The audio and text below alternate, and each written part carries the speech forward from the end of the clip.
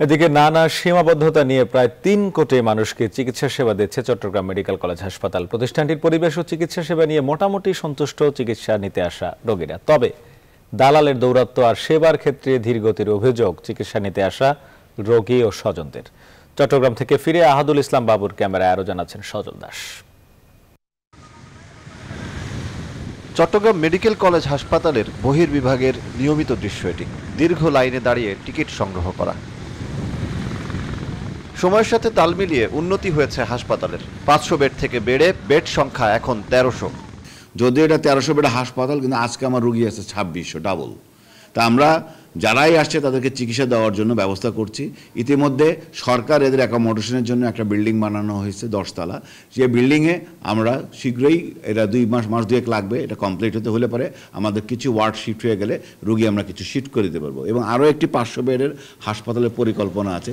কিন্তু এত উন্নয়নের পরও কতটুকু সেবা পাচ্ছেন রোগীরা? সরেজমিন পর্যবেক্ষণে উঠে এলো নানা সীমাবদ্ধতার চিত্র। নার্স বা ডাক্তারকে বলে, ওরা বলে এখন না পরে দেখবো। এইভাবে করতে করতে এই পর্যন্ত আজকে 3 দিনের মধ্যে 5-6 জন বাচ্চা মারাই গেছে। আমার আব্বু, আমি যদি ভিতরে না যাই, ওনার জন্য খানা নিয়ে ওষুধ নিয়ে এখানে যাওয়া কথা না পারবে না টাকা দেওয়া। এই যে আইয়াগুলি আছে এই মাসি, এরা হচ্ছে ডাক্তার চাইতে আরো বড় দেখায়। সীমাবদ্ধতার কথা স্বীকার করছেন হাসপাতাল কর্তৃপক্ষ। তাদের দাবি, জনবল ঘাটতির কারণে কিছু অব্যবস্থাপনা আছে, তবে রোগী ও তার স্বজনদের সচেতন হওয়াকেও গুরুত্ব দিচ্ছেন তারা।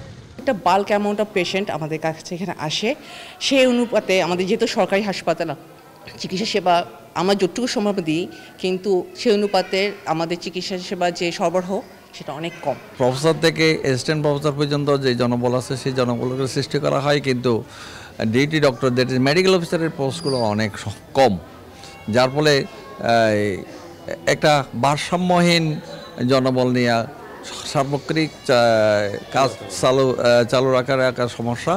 চট্টগ্রাম মেডিকেল কলেজ হাসপাতালের সুব্যবস্থাপনায় দক্ষ জনবল নিয়োগের পাশাপাশি আরও আধুনিকায়নের প্রয়োজন রয়েছে বলেও মত কর্তৃপক্ষের।